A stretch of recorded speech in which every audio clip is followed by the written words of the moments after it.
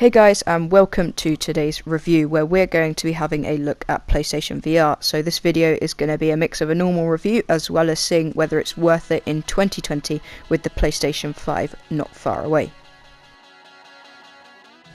Okay, so we're going to talk about the different generations of the virtual reality, as it's important you understand this before buying. Here I have the first generation headset. There is honestly not much difference between the two except for the cable setup, which I'm showing now on screen. The second generation is obviously ever so slightly simpler when it comes to the layout. However, the main advantage of the second generation is that it supports high dynamic range pass-through.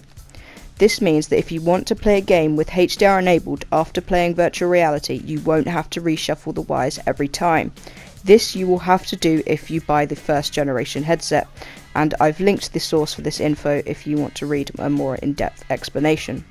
Another minor difference is that the second generation has a headphone jack on the band of the headset rather than here on the inline controls. The best way to distinguish the different generations is by the triangle here on the side of the band, which will only appear on the second generation. On my first generation here there is just a circle indent. Other than that, there is no hardware change, as the sensor screen and breakout box are all completely the same, meaning there is no difference in performance or gameplay capabilities between the two generations. What may however make a slight difference to your gameplay will be the PlayStation 4 Pro. The PS4 Pro can super sample the frame more effectively for better anti-aliasing. It offers less shimmer, less visual noise, and a slightly cleaner, more prestige image all round. Having said this, PlayStation VR has been optimised to work on any PS4, so while the experience might be slightly inferior, a standard PS4 can still run games smoothly with no problem. I must also mention that the processing unit does not actually process your game how you may think. Most of the work is sent to the console's own CPU and GPU. This box only actually processes the 3D audio as well as the mirroring mode. Okay, so there are hundreds and hundreds of amazing games and experiences for PlayStation VR, however I've got a few highlights which I want to mention. So first up is Gran Turismo Sport. There are relatively limited options, however it's one of the best VR driving experience I think I've seen. And speaking about Gran Turismo Sport, you can watch my review of that game via a link in the description. So next up is Blood and Truth, my favourite for a first-person shooter game. Amazingly realistic graphics and a gripping storyline. It's loads of fun to use, and there's loads of different weapons which you can try out. However, you will need motion controllers. So a similar game to Blood and Truth, but slightly more light-hearted, better for younger players, is Super Hot VR. Much more basic graphics, but still great fun. Now, Ace Combat 7 gameplay up on the screen is amazing fun, really good graphics, however can be sickening for some people.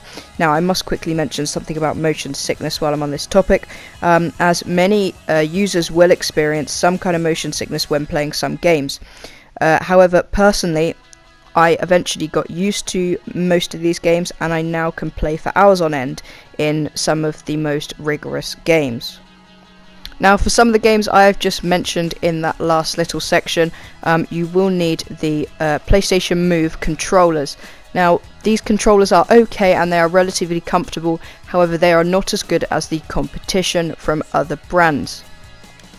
Okay, so the last thing we have to talk about is the specifications of the VR headset. So behind the glass is a 5.7 inch OLED display running at 1080p at 90 or 120 frames per second depending on what you're doing. The field of view is approximately 100 degrees according to Sony. There are built-in accelerometers, gyroscopes, as well as a microphone in the actual headset. Okay, so as you can see, the starter bundle of PlayStation VR, which comes with a couple of games, is only £250 roughly, depending on where you look. This is £150 cheaper than at release, and you may be able to find deals for about £200 if you look at the right time. For this reason, I think PlayStation VR is still a good option to go for in 2020, especially because Sony have confirmed that it will be compatible with the PlayStation 5. Anyway, that's my verdict. I'll let you make yours, and I hope this has helped you make a decision. If you've liked this video, then please hit the like button and subscribe. See you later.